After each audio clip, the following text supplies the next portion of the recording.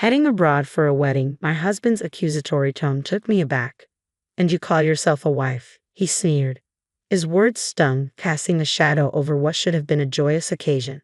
It's not a vacation, I retorted, attempting to explain. I'm attending a wedding ceremony. But my explanation only seemed to enrage him further. Shut up, he snapped. You're married. You shouldn't leave the house. Do you want to get a divorce? The person I once knew as my gentlemanly husband had transformed into someone unrecognizable. Being bored even from celebrating with my best friend felt suffocating, like being enslaved. I reached my breaking point. Look forward to it, okay? I fired back, my frustration boiling over. I'll send you straight to hell in no time. My name is Emily, 29 years old. 2 years ago, I took a leap of faith, leveraging my experience from working part-time during my student days to become an independent entrepreneur. Despite the initial struggles of starting my online boutique, my boyfriend Nick's unwavering support kept me going. He believed in my dreams, even when I doubted myself. You'll be fine, he'd reassure me with a smile. Even if things are hard now, there will surely come a time when you'll succeed. Nick's encouragement became my lifeline, propelling me forward through every setback. I want to support you, Emily, he'd say, his faith in me unwavering. Let's try a little harder together. With Nick by my side, I found the strength to persevere. So, despite the challenges, I made the decision to continue running my shop, knowing that with Nick's support, anything was possible. I fully utilized social media networks, SNS, to market my business in the gaming niche, which resulted in a significant boost in online exposure. Thanks to this strategy, I witnessed a remarkable increase in the number of customers. My target demographic spans a wide age range, ensuring a large user base for my business. Since everything operates online, I'm spared the costs of rent and labor. This setup allows me to manage my business seamlessly alongside household chores without feeling overwhelmed. With stability achieved, I now enjoy a decent income. However, amidst the success, one thing troubles me deeply: my husband's growing indifference towards me. As my business flourished, his words and actions turned colder by the day. I trace the beginning of this rift back to a seemingly inconsequential incident a few months ago. Upon reaching my sales target for the previous month, I was elated. I rushed to share the news with my husband, Nick, who had just returned from work. Nick, listen, I began excitedly. What's the rush? You seem worked up, he replied. I did it. I hit my sales target for last month. You set quite a high goal, he remarked casually. Yes, we've been close for a while, but I finally achieved it last month. I couldn't have done it without your support. Thank you, I expressed gratefully. Ah, good for you, Nick responded, his tone indifferent. I'm tired today. I'm going to take a shower and head to bed. With that, he left his bag on the sofa and retreated to bed without even touching the dinner I had prepared. I had anticipated his reaction given how supportive he had always been. So when I excitedly shared the news of reaching my sales target, I expected him to share in my joy. Yet his response was lukewarm at best. Was he simply tired? I wondered. I had hoped for a celebratory moment between us, making his subdued reaction all the more surprising. Despite my disappointment, I couldn't compel my weary husband to feign happiness. As days passed, his demeanor towards me cooled gradually. Initially, I brushed it off as fatigue or a passing mood, but as weeks turned into a pattern of indifference, I grew uneasy. Soon, his disdain became palpable. Whenever I sat at my computer, he'd loom behind me, sneering as he peered at the screen. Checking your sales, he'd taunt, timing his interruptions deliberately, trying to show off how busy you are. Bewildered, I'd retort, it's not like that, Nick. You're the one who's been distant lately. His response pierced through me. Phew, it's exhausting, he sighed, exasperation lacing his words. I trudged home exhausted from work, only to be greeted by someone so emotionally charged. Emotional. Why do you always speak like that? I lament, hoping to share some good news. I've been trying hard, and you've always supported me. That's what pisses me off about you, he retorts sharply. I couldn't care less about your sales. Try improving your housekeeping skills a bit instead of getting excited about such things. His words sting, and I try to reason. There's no need to talk like that. But he's relentless. Quit showing off how busy you're with work. Do it again, and I'm out of here. Got it? Feeling crushed by his harshness, tears begin to well in my eyes. Instead of offering comfort, he wears a sneering smile. a demeanor I've never seen before, a demonic grin that sends shivers down my spine. From that day on, his attitude deteriorates further. I'm no longer allowed the freedom to speak as I used to, always tiptoeing around him, fearing his reaction. Then, a glimmer of light amidst the darkness. I find a wedding invitation for my best friend in our mailbox. Elena and I have been close since school days, and her wedding overseas feels like a beacon of hope in my oppressive daily life. But before I can share the news, my husband discovers the invitation. "What's this?" he demands, his expression sour as he reads through it. "You're not going, right?" "Of course I'm going," I assert, determined. With a devilish look, he slams his hand on the table. "You are not," he growls, his voice ominous. I'm taken aback by his words I've never heard before. "You've got to be kidding me," I manage to utter, stunned. "While I'm working my butt off day in, day out, you're just lounging around at home on the computer. And you're planning on skipping housework again just because of a wedding." "No, you've got it all wrong," I protest. "That's not it. I just want to attend Elena's wedding." "Shut up," he snaps, his tone cutting. "We're married. You shouldn't leave the house. Do you want to get a divorce?" The casual threat of divorce leaves me frozen in place. He continues his tirade mercilessly.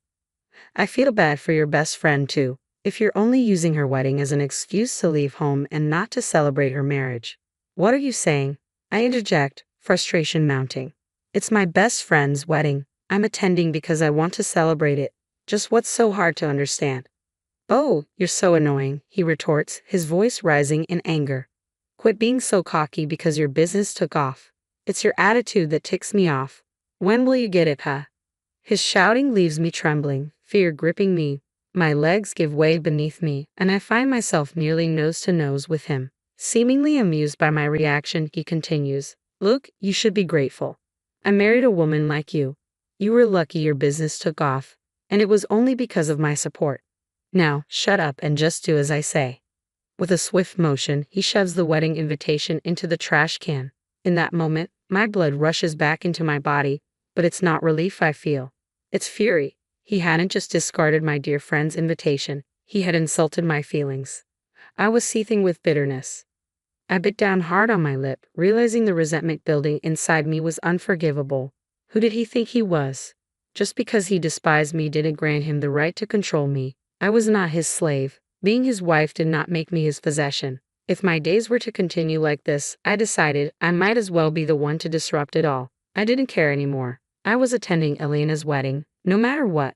Without resistance, I quietly bided my time until the day of departure, meticulously planning my overseas trip to avoid detection. On the morning of the flight, my silent compliance seemed to have paid off. He was too preoccupied with his usual nagging at the front door to notice. "Don't skip your chores today. Make sure dinner is ready. Don't you ever go against me, okay?" he chided, oblivious to my plans. "I know. Have a good day," I replied, masking my frustration. "Phew, you've got it easy, don't you? You get to lounge around at home every day. I wish we could switch places." "Yeah, I was the one who pushed you to have your own line," he retorted. "I wish you were more grateful. Maybe I'll cut back my contribution to the household expenses from next month. It doesn't make sense for me to be the only one struggling." With every muttered grievance, my resolve hardened. Suppressing the urge to argue, I waited until he was out of sight. As soon as he left, I sprang into action.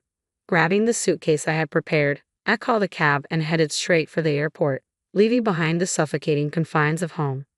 Upon arrival, Elena greeted me with open arms, but as I reached for my phone, it rang, displaying my husband's name. He must have realized I was gone, and his voice exploded with fury as soon as I answered.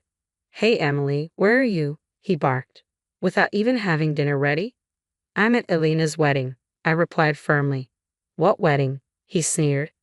"I told you not to go. You broke your promise," he accuses, his voice sharp with anger. "I never said I wouldn't go. I also don't remember making such a promise," I retort calmly.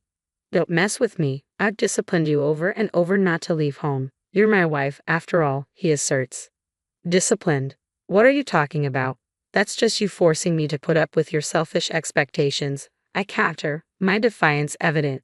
Perhaps angered by my refusal to yield, he explodes. "That's it. We're getting a divorce. Look, if you don't want that, come back home now. Got it?" Without waiting for my response, he abruptly ends the call. But his ultimatum doesn't sway me. My mind is already made up. After my best friend's wedding, I spend a day sightseeing before returning home. I plan to have a talk with my husband, but he's nowhere to be found. Instead, I find divorce papers on the table, already signed. And that's not all. My work computer lies in ruins, smashed to pieces. It's a deliberate statement, a final act of retaliation, but there's no love left between us. I signed the divorce papers without hesitation, packing my things into my suitcase once again. With the papers in hand, I head to my parents' house.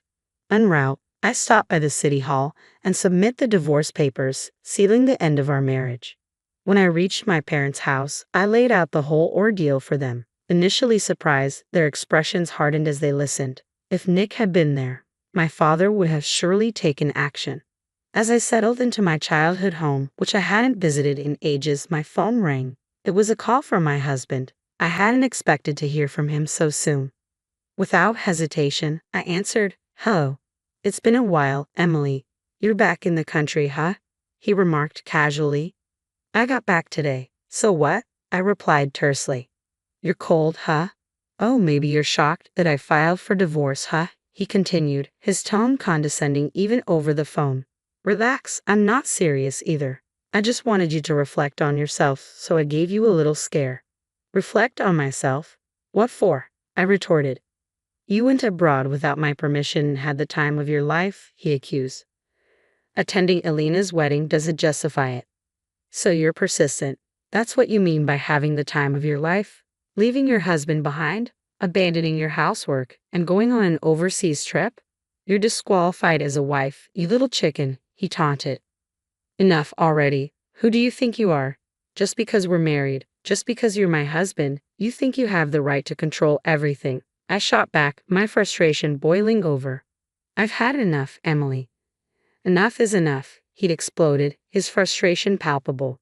"In the end, you just can't stand that I'm successful at work, right? You don't like having a wife who earns more than you. You're such a deadbeat.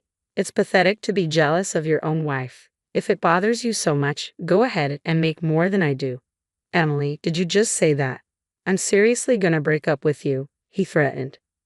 "Go ahead. In fact, we're already divorced." I fired back, my voice unwavering. "What? I filed for divorce. There's no way I can continue being married to a piece of trash like you. Just so you know, if you think you can break me with such threats, you've got it wrong. I'm not gonna let you manipulate me. Don't ever show me that disgusting face of yours again, you jerk." He fell silent, evidently shocked by my harsh words. I seized the opportunity to end the call with a firm goodbye before hanging up. Afterwards, I hired a lawyer and billed him for the desktop he destroyed. Moreover, the text and voicemail messages came in handy. His attempts to control my actions and his constant verbal abuse were proven, allowing me to collect damages. As a result, his savings dwindled, and he was left in debt. His parents refused to help him, saying it was his own doing, and he ended up having to borrow money from loan sharks. Now, he's stuck in a vicious cycle of borrowing to pay off debt, wandering in his own hell. He was never a high flyer, and I heard that he made mistake after mistake at work, eventually being sidelined. On the other hand, I've been living at my parents' home since the divorce. Thankfully, my current job doesn't tie me to a particular location. I can continue my peaceful life at home, and my parents are happy to have me stay with them. This lifestyle will likely continue for a while. Marriage isn't the only way to happiness. The most important thing is to have a family that cares for you. I've come to realize this once again.